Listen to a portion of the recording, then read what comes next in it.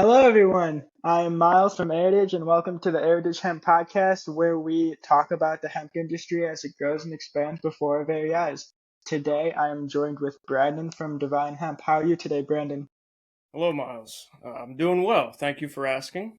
Um, Hope you're doing well as well. Many blessings to you. Thank Um, you. of course. Uh, So, I wanted to start off and just ask you, how did you first become interested in hemp and what led you to the hemp industry, and kind of tell us the story of Brandon and Divine Hemp does and how it came to be. sure. Um, let's see. I first got interested in the plant back right after high school. I got interested, like, seriously about it right after high school. I realized that there was a lot more to the cannabis plant than just, you know, cultural activities or Mm-hmm. leisure and pleasure. Um, and it's been a really how do I say, enlightening kind of journey so far. I know it's still young. I mean, even for you and Airtage, I'd imagine. Is that how you say it? Airtage?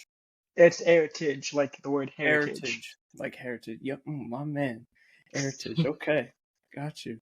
So yeah, man, it's how do I say?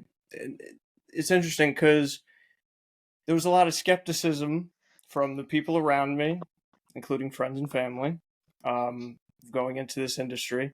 And I thought the only way that I'd get people to take these ideas seriously um, was to make it clear, starting off, that the difference between the different types of plants. And that to me was that I just had to be self-educated enough to have that kind of table side chat with people to let them know that this wasn't some high school shenanigans stuff. This is what we're trying to do. We're trying to build a ecological ecosystem with this plant, and it's many different products and applications that we will get into as we go on here. So Absolutely. Um, when you say you wanted to educate people about the different aspects of hemp, did that just come up with like conversations you had with like friends who were just like, this is just a weed, or did you see it online and wanted to make a change? How did you personally get involved? so personally, I would I would tell my friends from what I was reading, and my family most importantly. Mm-hmm. And from what I was reading and studying, the most fascinating thing that I would start off with, or the most informational, also I saw it both ways, was Mm-hmm. the history. So starting off around 1935 to 1937, I would start off by saying back then the FBN, the Federal Bureau of Narcotics, was very, how do I say, discriminatory and greedy with how they were trying to come up with their cash flows, and making sure that their authority had good hold on the people around them. So I started looking into this man Harry Anslinger, Mm-hmm. who you may be familiar with, Yes. um, and he was pretty much like the head honcho of that agency. And I just kept reading on, and I found out that once prohibition and alcohol kind of failed, he would move on to targeting cannabis, and he would also subcategorize the discrimination towards other races, and that was where Reefer Madness came from, and all these other Mm-hmm. propaganda machines Yep. that stemmed throughout the years. So that's what I'd start off with, and then looking in today's reality at social media, I do understand that there's a huge cultural standing with rappers or even actors and people in Yeah. Hollywood, and that kind of influence. And it's not really, I can't say I'm I'm a person that doesn't like to be too negative, even if it is negative. I kind of like to grab bits and pieces of positives from negatives. So I Mm-hmm. mean, what I can say from that is from a medical standpoint, I know a lot of people do need the THC psychoactive side of the plant, to relieve day-to-day stress or just, have fun, however they manage. But coming from personal experience, I will say this also.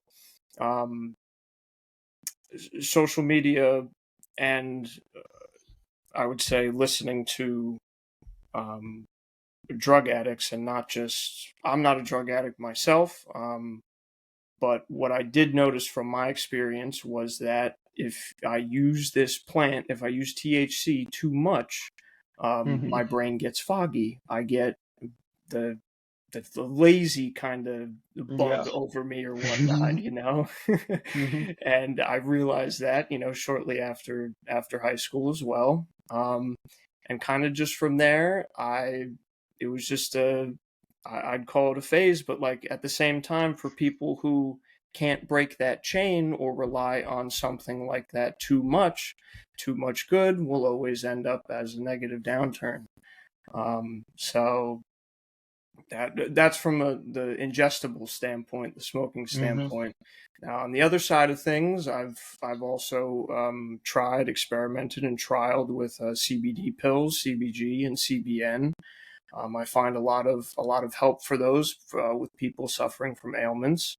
But I also realized in the markets of cannabis, there's a lot of flooding going on. And what I mean by that is, there's I hate to say too much, but there's too many options. All right, and that's not necessarily a bad thing, Yeah. but it's also the fact of the matter where, if there's like I'll give you an example here. There's a dip in quality, right? There is a different Yeah. quality, yes. And a lot of companies or organizations like to dictate their quality solely off of the name of their brand. Yeah. And um, it's it's hard. It's hard, and that's why when regulations come into play, it's very hard to make distinctions as to properly Yeah. procure protocols for the standards of safety. And that's where, it falls short sometimes, and you have all these stories in the media coming out where it's this was laced with fentanyl, or this Yeah. actually induced a seizure. What does Divine Hemp do? Like, how'd that come about, and what are you guys working on right now? Yeah. So currently, um, what we do is we pretty much just have a clothing brand for product wise, and Hmm. that's where we're kind of gonna, like I was stipulating before, that's kind of how we want to mesh the culture with what we're actually doing, and kind of bring on not a new culture, but a different culture, a different side of the plant, like its Hmm. use cases. um like we try and just have discourse. So I like to have discourse with the manufacturers and processors that I've been a part of, and or at least helped out idea wise, because anybody can. I mean, in the not in the hemp clothing, but in the normal, how do I say, processing and manufacturing of cottons and polyesters and Yeah. nylons. I mean, they've been around a lot longer. Their systems are a lot cleaner, and those kind of it goes a lot smoother. And we can talk a little bit later about R&D processing and the history of the development of these machines and how they need Hmm. to be a little bit more Yeah. fabricated towards the plant. But I just like to have discourse. So there's Hemp Fabric Labs. I always love to give those people a shout out in India. They're like leading the way for sustainable clothing, different styles of clothing too. They like to tenure towards their style of clothing, Yeah. um, robes. Forget what these are called. The hats, and uh, I mean, they're a huge manufacturing chain, and you can be very creative with the different types of, because you can just get the raw fabric Hmm. too if you wanted. Um, So and hemp. Oh, sorry. Is Hemp Fabric Labs the ones that manufacture your clothing? yeah, so they were the original manufacturers of the clothing in the beginning, and Hmm. then for also other people out there who don't know, Jung Maven was another big one in the U.S. because that's Yep. U.S. based. They are global, but Jung Maven makes some really great, I would say, varieties of 55% hemp and 45% cotton. And then depending on like the socks, you get a little bit of polyester in there. Yeah. It's fine. Um, and I also I like to tell them what I'm doing. So like I'm not just wearing your clothes with the brand on it. I also want to experiment with them to test the legitimacy of decomposition Mhm. and how that affects the soil going in there. Because I do like gardening too. Mhm. I like to sustain my own produce, and electroculture too is involved, and I'm a fan of that because on my side of things, it is working in um, my observation and my how do I say? Oh, what is that called? You got your test, and then you got your placebo essentially. So the Yeah. placebo is the one not with the electroculture, and Mhm. the it's just essentially like the soil that I have in my backyard. And then Mhm. the testing would be the electroculture architecture structure and also the soil that I fabricated in the compost.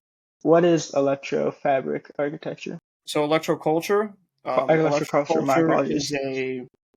like a lot of spiritual people and people in the esoteric Mhm. culture teachings. They talk about it. There's some accounts where it doesn't work. There's some accounts where it does work. I'm a big believer in architecture and structure. I'm a big fan of Mhm. geometry. Yep. I think structure has purpose. So the way you do it is you would essentially get anything from like a bamboo stick or like your classic gardening pegs. Mhm. Those big, were they 4 foot pegs? And you'd wrap copper wire around it. You'd make sure that it was grounded in the ground, and you'd make sure that there was a extension coming out of it too, Mhm. because not everybody does this. Some people just leave it like I'd give it like 3 inches hanging off of this stick at the end. Um, but my system is that they all interconnect the way I oriented my garden. Mhm. And the one bed that I started with, I call it the electro testing bed. That bed in particular grew the most abundant. So, and Gotcha. all the others were kind of just at like a normal or moderate pace. So even with Gotcha. all the variables, so I like to mix the invisible too and try and test Absolutely. out those aspects. Why not? So you have the clothing, and is this garden R&D a part of Divine Hemp? Or is this Yes, it is. more of a Yeah. gotcha? Or what do you aim to research, or what is the end goal from your R&D efforts? Yeah. So I'll start from the beginning. So my R&D process to begin with is Hmm. research, understand, act, and integrate. Okay. Yeah. Um, and then you could ask like, or I could come to the conclusion like, okay, how is this going to relate to hemp and the Hmm. business intertwining and whatnot? I'm a person who does not like to follow the money per se. Um, and I know that's a very like unorthodox like explanation. um, but no, where the money is, that's where the overconsumption and the overflow is, in my opinion. Yeah. Um, and so in the meantime, I'd rather look up patents. So I look up patents for mechanical systems, energy systems, and then at one time I went and started looking at TIG equipment that they use at big industrial farmland Okay. processing, Yeah. and I'm realizing as I'm reading through it, it's like, what did you expect to gain from all these big lumpy machines that run and is excess produces um, you know, chemical byproducts that are in balance to the environment around them. Yeah. Okay. And that got me thinking about the biofuel. So, again, this is a hint towards how this garden and microbial fuel cell, essentially, because that was another patent that I was looking into, Hmm. um, will eventually combine to make these ecological systems. Now, I like studying philosophy, and I like listening to scientists of the past or Hmm. philosophers of the past. And Richard Feynman, it was for the fuel. He said one day it'll come when all these systems are transformed, okay? And no one's going to know when it happens. It's kind of just going to happen. And to Hmm. me, I feel like that kind of foresight is telling me that it like we're on the right path. There's for all the craziness that goes on in the day to day, we all like a lot of us are on a good path, and we at least see how we want to have some sort of sustainable or self, I like to call it cyclical motion. So a cyclical kind of system. And that's how, I'm no expert in engineering. I'm no Hmm. expert even in cannabis. I did not go to these universities over down in South Jersey that just got it 2 years ago, because I know that they're Hmm. going to cover the basics. And I've been doing this for over 2 years, and I'm not ready. I'm past the basics, as Hmm. ignorant or arrogant as that may sound. Like I really want to get to the nitty gritty, like R&D, Yeah. like hands on work, like Yeah. that's what this is about. And that's what I and Divine Hemp pride ourselves in building. It ain't Hmm. there yet. It's going to take a while. It's a Yeah. day to day, and sometimes it's just me. But with the right message and the right products and the right messages on the products and the quality of proof, as you can see in our socials. Yeah. One of the Young Maven teas we took apart. I papered Yeah. that Yeah. crap up. Took 78 days. Might not happen for all of them, but at least Yeah. that's a starting point. You know, because then you can Hmm. average it out based on how much fabric you have in one particular pair of clothing or what. Yeah. So that's pretty much So it. Oh, real quick, R go and for D. it. Right? To finish up Yeah. R&D, I want to give the people who are watching 3 books if they're interested in looking up. Okay, this is the Okay. Hempcrete book. All right, Hmm. these are from 2 guys in Australia who were really ahead of the game, in my opinion. Hemp for Victory is another Hmm. one. Uh, that was forwarded by Woody Harrelson, but Kenyon Gibson and a few others were the original writers. And that pretty much covers a broad range of history. And then, for a lot of people out there who know this, The Emperor Who Wears No Clothes by the Yeah. man himself, Jack Herrera. Okay, Hmm. those are the few. And Divine Hemp does like the culture. Don't get me wrong when I said that before, okay? One of our Okay. slogans is Victory for Hemp. And that book that I just showed you was Hemp for Victory. This is the Yeah. paradigm shift that I'm talking about here. Yeah. So that's where the main focus is right there. That and proof of work. Mhm. So Awesome. So is the ultimate goal for the R&D process to develop perhaps, or you may have said this, but the ultimate goal is to develop your own CBD products, or, well, not CBD specifically, but products in general, or you're going to sell those processes to other businesses? yeah, so what I'd like to do is I'd like to commercialize and sell those processes to other businesses. And those processes, the final results will not be CBD. Yeah. If I'm being honest, it's more of like an independent or even residential system that Mm-hmm. the people can adopt if they want,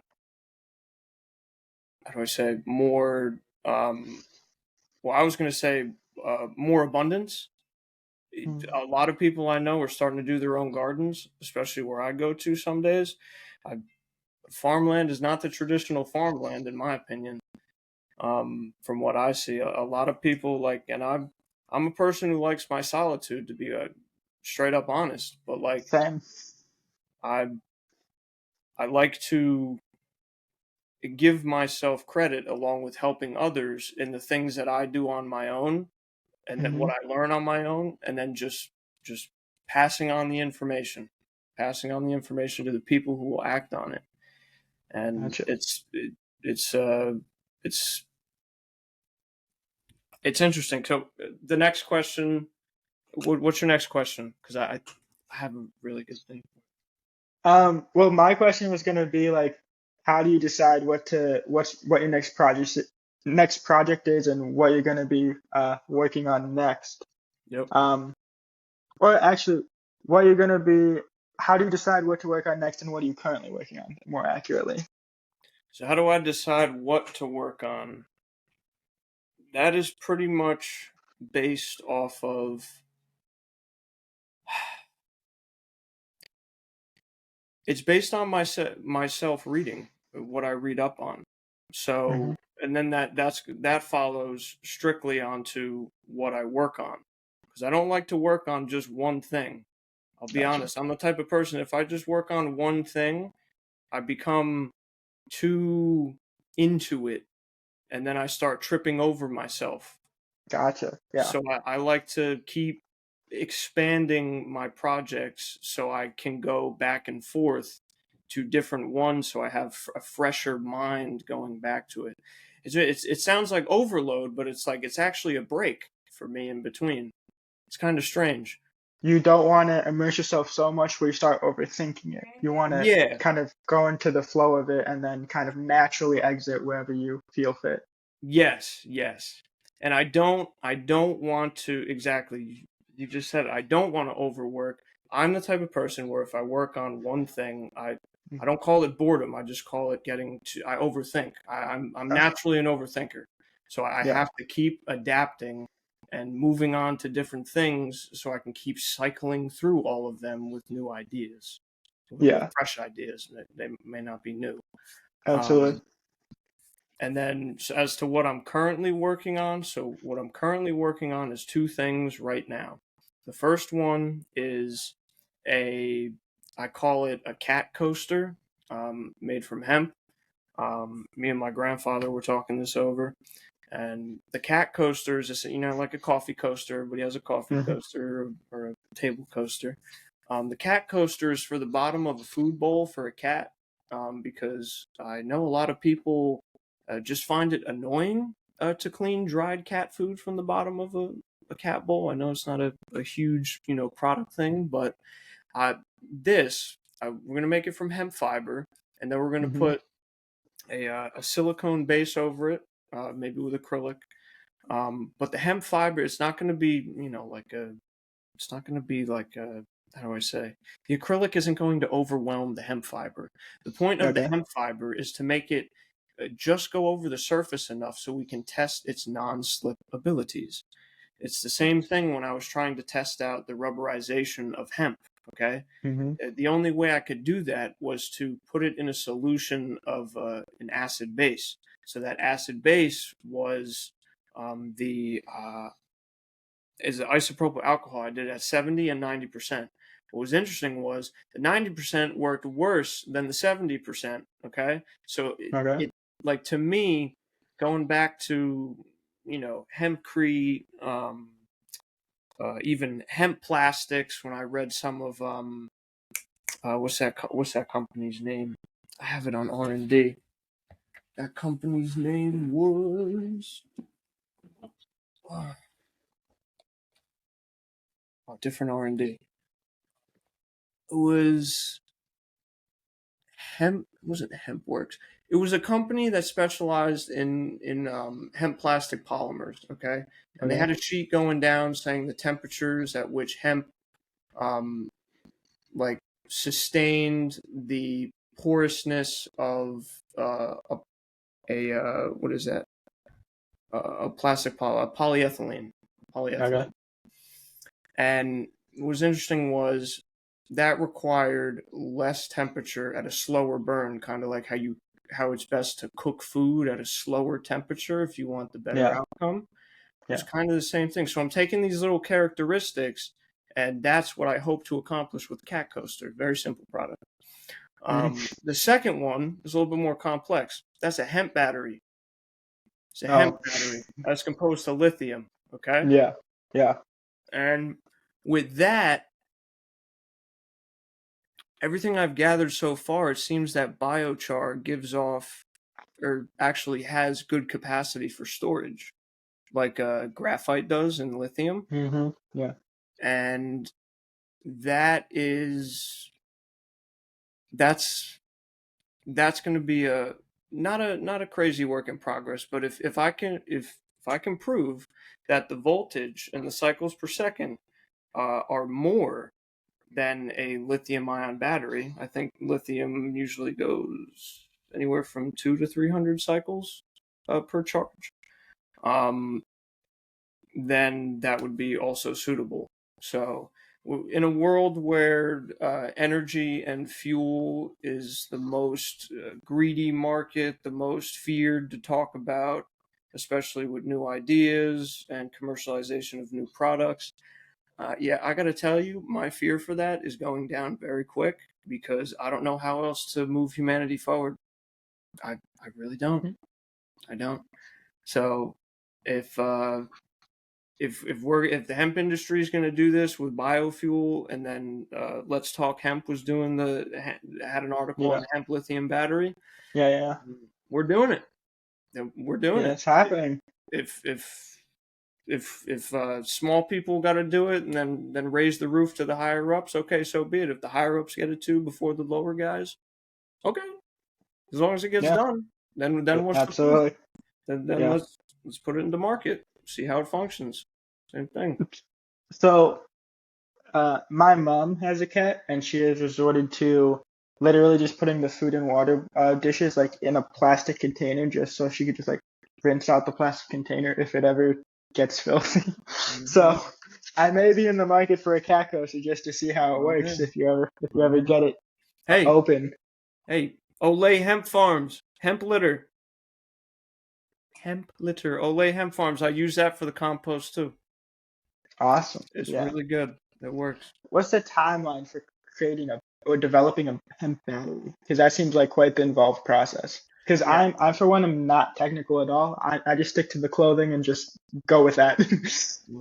No, understandable. We all have our roles to play here. I Yeah. no judgment, no harm, no foul. The timeline for that, at least the first working model, the projection is 3 months. Wow. Multiple models would be 5 to 6 months, and then the first pack would hopefully be under a year after testing.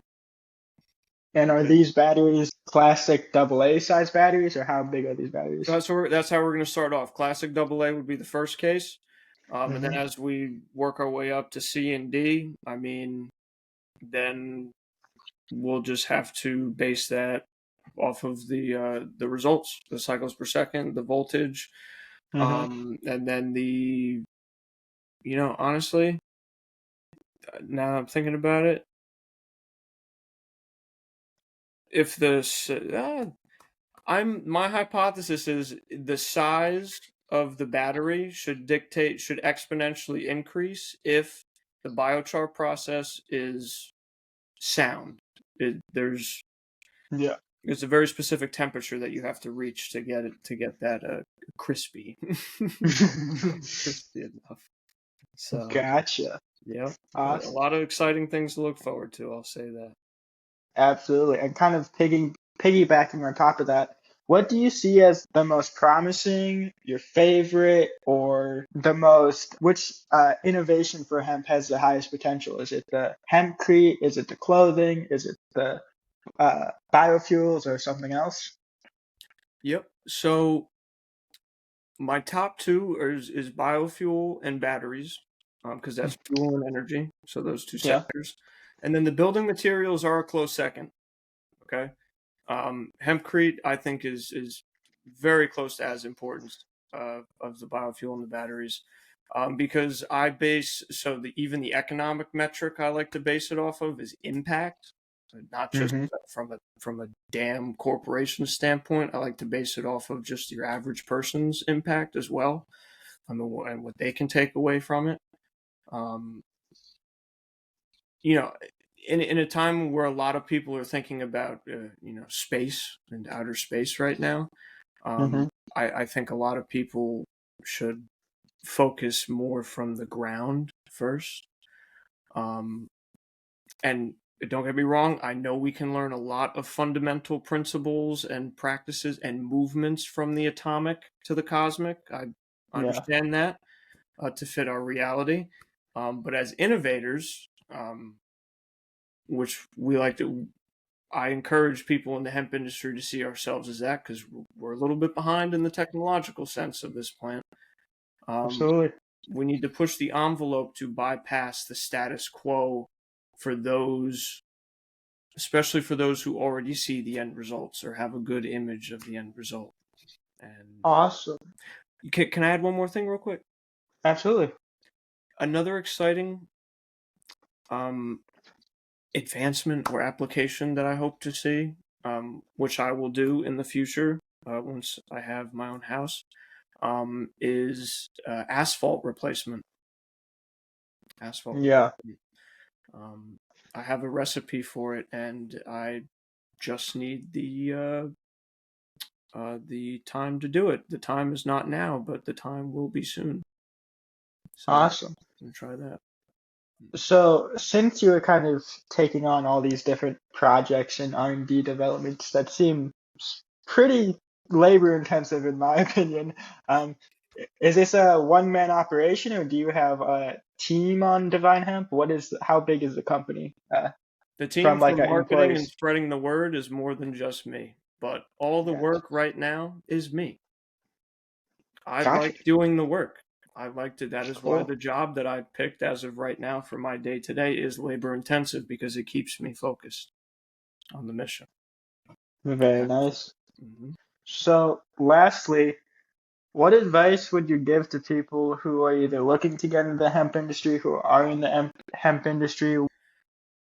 The advice that I would share, coming from a young and sometimes stupid 23-year-old, if you're doing it for the money, you're dealing with the wrong side of the plant. Okay. Amen. As an entrepreneur or an innovator or somebody who carries a confident and assured voice, you cannot be afraid of failure or investing into projects that ultimately fail. Failure, I do not see the word failure as defeat. Failure to me is simply a lesson. That's all it is. That's all it will ever be. Absolutely. And I had I had the honor and the pleasure of being featured in the Top 100 magazine, which is just a magazine company. They were nice enough to get us in there, and I will share with you what they asked me to spread the word to people in the industry, out of the industry, or just looking for guidance. Any words that come to you as negative or to destroy your inner spirit or self confidence are never valuable enough to get any energy from you and your visions. Don't let them take that. This life is too short, bro. Don't let them take that. Keep your intent helpful. Always be helpful, even if you have to sacrifice your own plans for the time being. And smile through the people trying to throw you off course. Why? Because those are merely tests that gauge your real strength. That's all it is. Your real strength doesn't have to be physical. Because a lot of this life game is mental, as I've been hearing a lot recently. So that's how we're going to keep Absolutely. rolling. That's how we do it. Drops mic.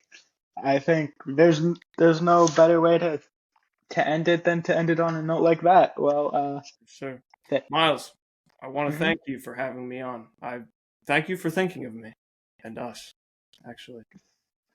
No way, it's my pleasure. Thank you for taking the time to come on. I mean, I'm a small business. I mean, Sure. same both goes both ways. And I'm actually really fat. I want to kind of grow my knowledge on hemp in general and not even on the textiles, on the kind of historical and also the different applications that exist. So, do you have anywhere that people could like do? Is your notes or your R&D, I guess, discoveries open source, or can you really share them with me? So my R&D notes, as of right now, are not open source. They are all in notebooks as of right now, and that is a Hmm. great idea. Thank you, No because worries. now what you have me wanting to do is I will open source what I have gathered, from anything from history to the current um, blueprints for this public, residential, and more importantly, small businesses than corporations. If I'm being honest, um, for these cyclical systems, these ecological systems. Um, Check us out also at divinehemp.io. There's not a lot of information on the microbial fuel cell as of right now. Mm-hmm. However, what I can do is I will link the blog posts that I have on this computer to the blog link, and therefore people can just start taking notes and writing down, or even contact me. I have no problem with people just contacting me, even for like this interview, right? But we call it a podcast. It's an interview, it's a get to know, it's a connect, it's Yeah, all the above. It's all the above, absolutely. So any kind of meeting of the minds I am for, especially in the progress of moving this plant and its potential technologies forward. So Absolutely. And very lastly, as you said, to contact you, where can people find you? What do you want to plug? Anything you want to share with the people? yeah, so Divine Hemp Dio is our main website. You can find us on Instagram, divine.hemp. Our Twitter is divine_hemp. You can find us there too. And that's pretty much it. That's pretty much it. We don't have Facebook. I don't no Facebook. Snapchat, no. But other than that, please feel free. Absolutely. Well, that's a wrap if I've ever heard one. So, All right. Have uh, a blessed night. you as well. All Take right. care.